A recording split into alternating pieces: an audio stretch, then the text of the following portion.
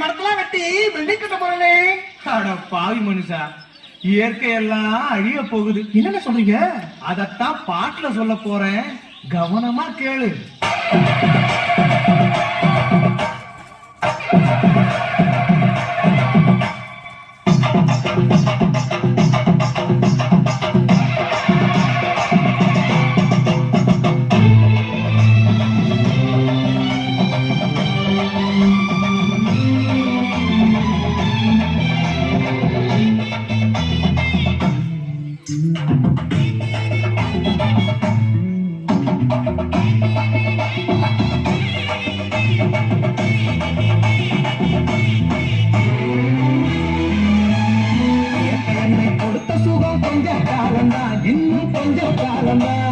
மரங்களிலே கிளை இருப்பது கொஞ்ச காலம்தான், இன்னும் கொஞ்ச காலம்.